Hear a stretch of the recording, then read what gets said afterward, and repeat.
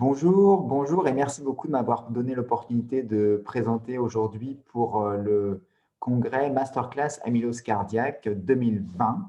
Donc, une séance un peu particulière en délocalisé et une séance aussi un peu particulière pour moi car on me demande de parler de scintigraphie, ce qui n'est pas mon habitude puisque je suis plus un échocardiographiste qu'un scintigraphiste, mais je suis tellement passionné par l'amylose que j'ai adoré présenter et préparer ce topo qui correspond à ma pratique et qui m'a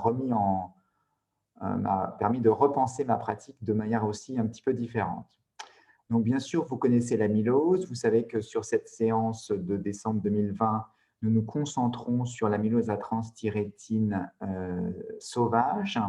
Et effectivement, on distingue bien l'amylose à transthyrétine sauvage de l'amylose génétique. Mais surtout, le plus important, c'est de bien distinguer ce qui est amylose à transthyrétine de ce qui est amylose AL, où bien sûr le traitement n'est pas le même, le pronostic et l'urgence à la prise en charge thérapeutique n'est pas la même.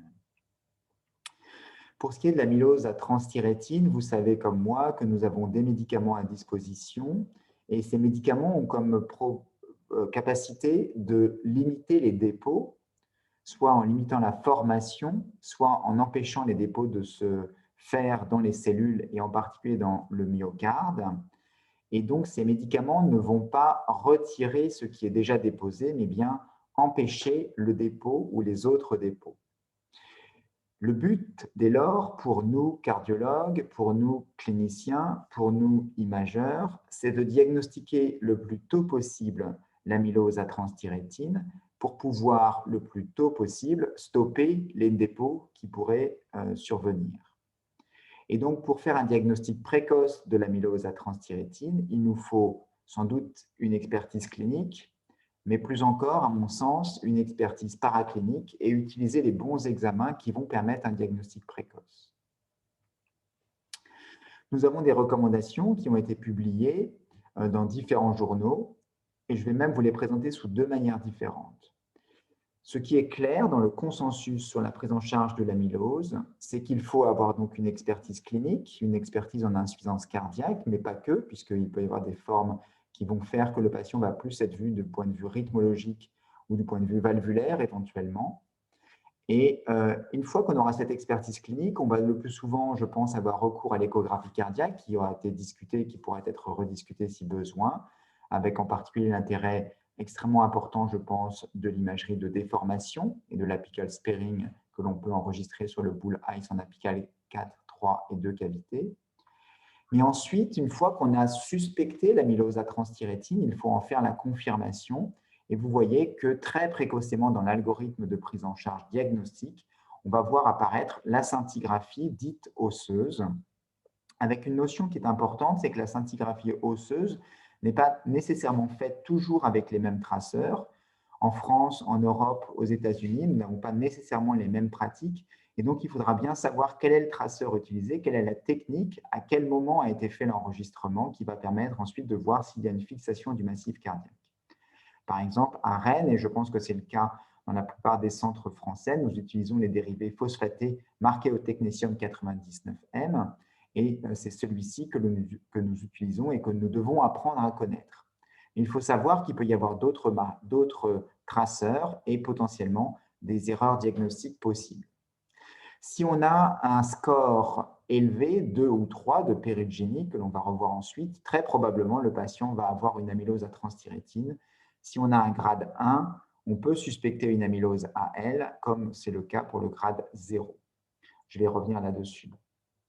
Donc, on a d'abord et avant tout une suspicion clinique, le plus souvent une imagerie échocardiographique avec une hypertrophie qui peut être très discrète, pas plus de 12 mm quelquefois, sur le ventricule gauche, mais des signes cliniques, une altération de l'état général ou une fatigabilité associée à des signes d'insuffisance cardiaque et des BNP, voire des troponines élevées, qui vont nous faire suspecter une amylose à transthyrétine.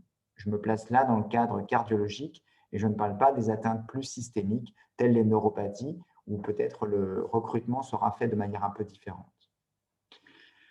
Donc, si je reste purement cardiologue, donc j'ai des patients qui viennent pour des symptômes cardiologiques ou alors effectivement j'ai des patients qui me sont adressés par les collègues neurologues mais pour des symptômes qui ne sont pas cardiologiques. L'échographie peut être un outil de confirmation de la suspicion, mais pas de diagnostic formel. Et donc, très rapidement, on aura affaire à la scintigraphie et à ce score de Perugini. Et j'insiste, on peut avoir une amylose AL avec un grade 0 ou un grade 1. On ne peut par contre, a priori, pas avoir une amylose AL avec un grade 3. Et en tout cas, un grade 2 et 3 sont très, très, très en faveur d'une amylose à transthyrétine. Et on fera la distinction entre l'amylose génétique et l'amylose sénile grâce au génotypage que l'on propose assez systématiquement une fois que la scintigraphie revient positive. Et vous voyez que finalement, on laissera peu de place à la biopsie quand on est à peu près certain que le patient a une amylose à transthyrétine. Il en va bien sûr de manière totalement différente lorsque l'on pense à une amylose AL. Donc vous voyez sur cette diapositive, effectivement, l'usage de la biopsie, quelle qu'elle soit, mais en particulier myocardique, est très restreinte et n'augmente pas avec le temps, alors que vous voyez, l'usage de la scintigraphie osseuse a augmenté de manière impressionnante depuis 2010, avec maintenant un usage pluri-hebdomadaire dans les services de médecine nucléaire, tel celui de notre centre au CHU de Rennes.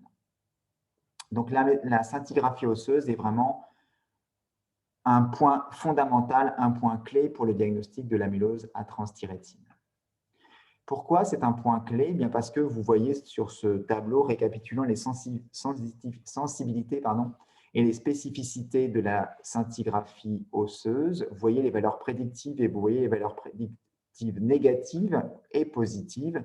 Et vous voyez que la valeur prédictive positive, elle est de 100%. Alors 100%, c'est un peu exagéré sans doute parce que ça n'existe pas, les examens qui sont parfaits à un point d'avoir une valeur prédictive positive de 100%.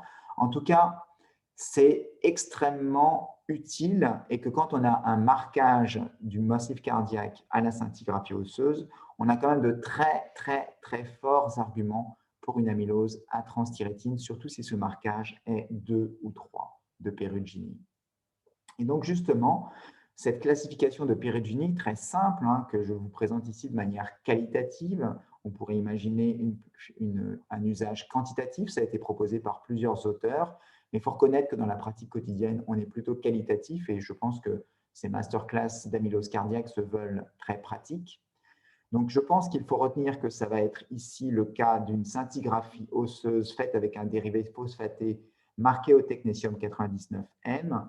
Et il est important de vérifier sur le compte-rendu, si vous êtes cardiologue comme moi, que l'enregistrement des images aura été fait 3 heures après l'injection.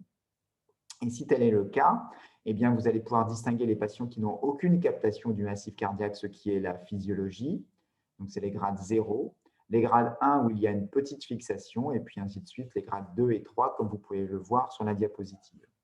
Donc le grade 3, il n'y a pas de doute, on a une fixation qui est majeure, supérieure à l'os, et là, on a très certainement une amylose à transthyrétine. Mais donc, méfiez-vous, le grade 1 est possible quand on a une amylose AL. Donc, la scintigraphie, c'est bien, mais ça n'empêche pas de faire l'immunofixation. Ça n'empêche pas de penser toujours à l'amylose AL en première intention avant de retenir le diagnostic qui peut être plus retardé de quelques semaines d'amylose à transthyrétine, alors que le diagnostic d'amylose AL est une urgence thérapeutique et diagnostique. Ce qui est intéressant, c'est qu'on peut aller un petit peu plus loin que la scintigraphie planaire, que vous avez ici sur la gauche de l'écran, et on peut s'intéresser à l'imagerie SPECT, qui va permettre d'avoir une vision un peu plus régionale de l'atteinte cardiaque. Et dans les atteintes précoces, si on veut faire un diagnostic précoce, parce que je vous ai dit que c'était très important de faire un diagnostic précoce pour traiter encore précocement et limiter les dépôts dans le myocarde, eh bien, il faut savoir que les dépôts vont se faire principalement au départ dans le septum, et de proche en proche, ça va atteindre la paroi latérale, puis l'apex du ventricule gauche, et on retrouvera l'apical sparing que l'on a en échographie cardiaque, et bien vous le retrouvez ici sur la diapositive, avec donc une atteinte d'abord au niveau du septum, puis la paroi latérale, puis éventuellement l'apex en toute fin. Mais donc, vous voyez que si vous n'êtes pas sûr de votre diagnostic sur une scintigraphie planaire, eh bien, vous pouvez faire un SPECT en plus. Ça peut être utile pour les Perugini 1 ou éventuellement 2. Et vous avez alors là la capacité de voir la répartition régionale de la fixation. Donc, c'est très intéressant, ça a été montré par plusieurs auteurs et vous le retrouvez ici. Donc, cette capacité à fixer d'abord dans le septum, puis de proche en proche sur la paroi latérale jusqu'à l'apex. Donc, c'est très, très utile pour un diagnostic plus précoce et donc pour les périurginies 1 ou éventuellement 2, si on a une forte suspicion clinique et qu'on est certain que le patient n'a pas une amylose AL. Donc ça, c'est vraiment très intéressant, savoir que l'on peut combiner l'imagerie planaire, la scintigraphie osseuse planaire, avec une imagerie SPECT si on souhaite aller plus finement dans le diagnostic d'amylose à transthyrétine. Aussi, il peut être intéressant, puisque vous savez que dans l'amylose, il y a une dysautonomie qui s'installe, de rechercher l'innervation sympathique du myocarde. Et il a été montré par l'équipe de Alessia Gimelli, que chacun connaît dans le monde de la médecine nucléaire, que là encore, l'innervation est d'abord pathologique au niveau du septum, puis la paroi latérale, et puis de proche en proche jusqu'à l'apex. Donc, il y a une similitude entre les atteintes en termes de degré de fixation, que ce soit en perfusion, que ce soit en innervation. Et donc, toutes les techniques d'imagerie scintigraphique vont dans le même sens pour la répartition régionale de la fixation. Et donc, vous voyez que précocement, vous pouvez avoir des anomalies de l'innervation sympathique de vos patients amylose TTR. Et donc, c'est intéressant d'avoir cette information en plus, même si pour l'instant, ça n'a pas de conséquences thérapeutiques.